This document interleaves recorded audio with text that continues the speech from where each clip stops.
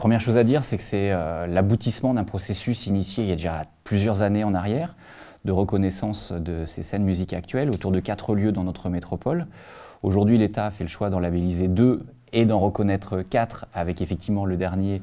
pour Bizarre, à Vénissieux, ce n'est pas une labellisation SMAC, mais c'est une reconnaissance en tant que scène musique actuelle. Ça marque donc la concrétisation d'un travail de coordination, de travail en commun, de montage de projets en commun, de mise en place d'habitudes de travail qui existe donc depuis plusieurs années et qui est une vraie spécificité lyonnaise de ces 4 lieux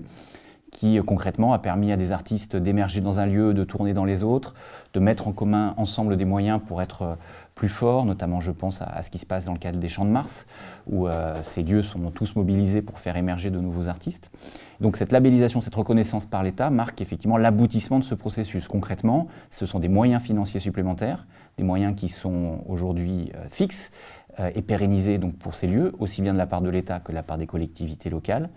Ça marque également l'entrée dans un réseau national, ce qui va permettre à ces lieux de pouvoir échanger avec d'autres scènes musiques actuelles à l'échelle nationale, échanger des artistes, coproduire, échanger aussi des bonnes pratiques, des habitudes de travailler, des façons de faire. Donc c'est un réseau qui est fondamental pour nous et qui va apporter beaucoup de choses. C'est l'occasion effectivement de rappeler que si aujourd'hui, lorsqu'on fréquente nos salles de concert, on a l'impression que ça a toujours été comme ça, ce n'est pas le cas, puisqu'à la fin des années 70, ce qu'on appelait à l'époque le post-punk, la wave, une certaine forme de rock était assez mal vue. Globalement, les musiques amplifiées étaient assez mal vues des pouvoirs publics, avec des fermetures administratives de plusieurs salles. La plus célèbre et qui a marqué le début de cette époque, c'est le Rock'n'Roll Mops, qui était situé en 3e arrondissement à la Guillotière, qui a fermé à l'été 78 et qui a donné lieu à un concert de soutien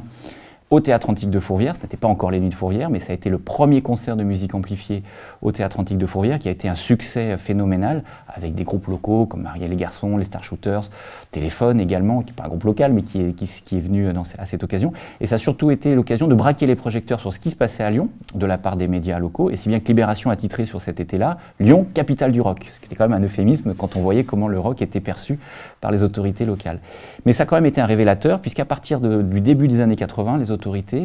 ont changé leur façon de voir et leur façon de travailler en accordant davantage de lieux pour les musiques amplifiées. C'est le Palais d'Hiver, qui était situé à Villeurbanne, qui a été transformé jusqu'à sa démolition dans les années 85 en lieu dédié aux musiques amplifiées. Ça a été la préfiguration de ce qui deviendra le Transborder, la préfiguration de ce qui deviendra la Altony Garnier dans ces années 80. Et puis, de fil en aiguille, la structuration de l'ensemble d'une filière d'accompagnement des musiques amplifiées, qu'on appelle aujourd'hui musique actuelle, avec des dispositifs, avec des lieux dédiés. Je pense au studio d'enregistrement qui est aux subsistances, je pense à l'accompagnement qu'on fait aujourd'hui de Grande Zéro, l'accompagnement financier, pour permettre des lieux de répétition, de diffusion, de travail, et puis des dispositifs financiers qui permettent d'accompagner tout au long de l'année l'ensemble des groupes de musique qui existent aujourd'hui sur Lyon. Donc cette saison, 40 ans de musique actuelle, c'est se souvenir de cette époque-là, et mettre en avant tout ce qui se fait depuis. Donc c'est un certain nombre d'anniversaires, on a eu les 20 ans d'Artifarty, les 30 ans du Transbo, et puis une très belle expo qui démarrera la mi-mai à la Bibliothèque municipale de Lyon, qui va justement célébrer ces années rock et reparler à la fois des groupes emblématiques qui ont marqué ces années, des lieux emblématiques qui ont marqué ces années, et la façon dont ils ont laissé des petits, entre guillemets, jusqu'à aujourd'hui, puisque quand on regarde les Nuits Sonores, c'est le résultat, les Nuits Sonores, de ce qui s'est passé dans ces années. On a revécu un peu la même chose à la fin des années 90 avec les musiques techno, on parlait techno à l'époque, d'électro aujourd'hui. Et voilà, et on continue à pouvoir aujourd'hui être dans un accompagnement et dans un changement de politique et de vision des choses vis-à-vis de ces musiques. Jusqu'au labo du conservatoire, depuis une quinzaine d'années, effectivement, qui est un lieu incubateur de jeunes talents qui peuvent se former, qui peuvent pratiquer de la musique, se former sur la voix et se pré-professionnaliser afin de pouvoir avoir accès à un certain nombre de scènes. On a dans le cadre de nos scènes découvertes des lieux qui sont dédiés aux musiques, je pense au Craspec, à Tout bout de champ et d'autres. Effectivement, ça bouge beaucoup à la direction de nos établissements culturels. Le point du jour est à voir arriver une nouvelle équipe, composée d'Éric Massé et d'Angélique Cléran, qui tous deux donc, forment la compagnie des Luma, qui vont s'installer à partir de cet été. On va faire quelques travaux dans le théâtre du Point du Jour pour renouveler les gradins notamment. Ils portent un projet assez ambitieux d'un théâtre ouvert sur le quartier, d'un théâtre hors les murs, c'est-à-dire qu'ils ont un lieu, mais leur volonté c'est vraiment d'avoir un lieu qui va à la rencontre des spectateurs, qui va à la rencontre des usagers, au service, enfin en lien en tous les cas avec la bibliothèque qui est juste à côté, avec le centre social, avec les habitants d'un certain nombre de quartiers qui forment ce Point du Jour, qui est une zone un peu plus loin du centre-ville de Lyon, mais qui a sa propre vie, qui marquent aussi un théâtre de textes contemporains, c'est leur registre, et de textes engagés sur un aspect ou sur des aspects sociaux, sociétaux. Donc c'est comme ça qu'ils veulent ouvrir ce théâtre, avec une réflexion également sur les différents langages, que ce soit les différentes langues, le patois, le français, les langues internationales, mais aussi les langues des signes, et donc avoir une programmation qui met en avant cette diversité de langues, cette diversité culturelle qui forme nos sociétés. C'est effectivement Stéphane Malfette qui prendra ses fonctions dans quelques semaines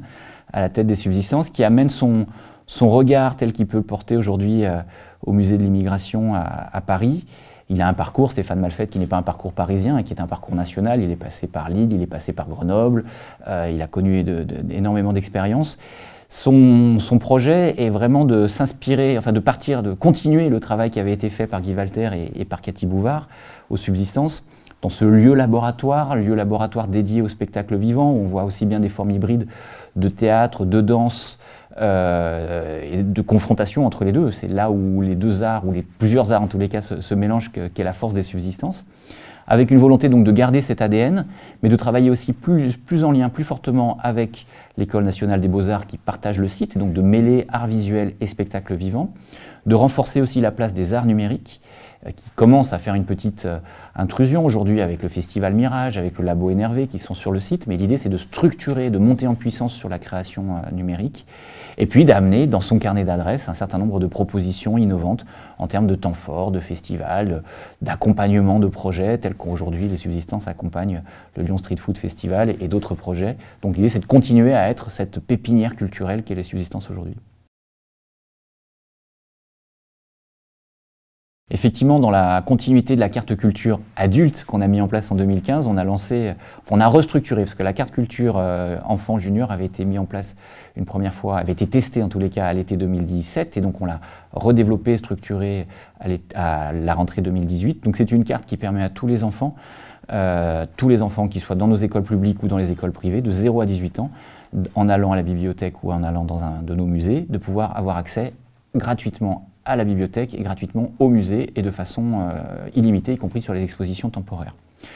Globalement, c'est surtout amener la culture au plus près de ces enfants et au plus près des enfants qui, parfois situés dans des quartiers en politique de la ville, donc un peu plus éloignés des pratiques culturelles, de pouvoir le faire de façon plus régulière, plus facile,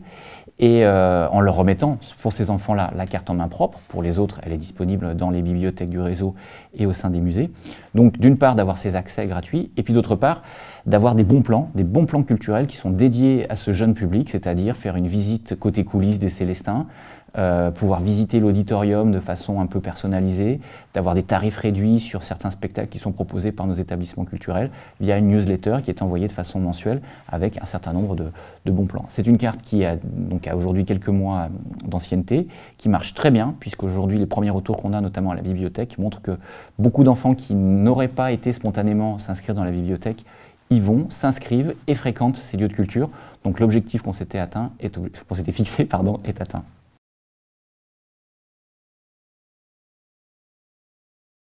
C'est ce que j'appelle moi les nouvelles fabriques de l'art, c'est-à-dire que l'art se fabrique dans nos écoles, bien sûr, l'art se fabrique dans des lieux qui sont dédiés, je pense aux ateliers de l'ADERA par exemple à Dessines, mais l'art se fabrique aussi dans ces espaces en friche, que ce soit des espaces qui appartiennent à la ville de Lyon, mais qui fonctionnent de façon complètement autonome comme la friche Lamartine, ou que ce soit des lieux comme les halles du Faubourg particulièrement, qui sont totalement indépendants de la ville, mais qui sont accompagnés, que ce soit financièrement ou techniquement, par la ville. Ces nouvelles fabriques, elles correspondent vraiment à une prise en main des acteurs locaux, des acteurs culturels, qui s'organisent, qui travaillent entre eux, qui montent des projets de façon autonome, indépendante, pour justement faire vivre leurs lieux et avoir des lieux d'expression complètement libres dans la forme, dans les messages qu'ils veulent transmettre. Donc pour la Martine, effectivement, la ville de Lyon s'était engagée depuis très longtemps à relocaliser cette friche dans des lieux dédiés. C'est ce qu'elle est en train de faire sur 2 sites, l'un dans le 3e à la limite de Villeurbanne, qu'on appelle le site Ronfart, et un autre dans le 9e qui est le site Tissot. Sur le site Ronfart, dans le 3e arrondissement, c'est un site qui sera ouvert au public, qui pourra accueillir du public, et donc des pratiques artistiques assez larges sur les différents champs pilotés par la Friche Lamartine, en théâtre, en danse, en musique, en spectacle vivant. Sur le site Tissot, c'est plutôt un lieu de travail qui n'a pas vocation à accueillir du public, mais qui est nécessaire pour évidemment tout ce travail de création. Sur d'autres lieux, je pense aux Halles du Faubourg, à Lyon 7e, ce sont des lieux privés qui sont portés par des acteurs privés et qui mènent effectivement un certain nombre de projets, à la fois d'espaces de travail, d'espaces d'exposition, d'espaces de petite restauration, où on mêle les générations aussi. Donc l'ensemble de ces éléments forme un écosystème assez favorable. Il y a le projet Chromatique aussi, toujours dans le 7e arrondissement, qui ouvrira dans quelques jours, qui forme un écosystème favorable à l'ensemble de ces lieux de création et de nouvelles formes culturelles.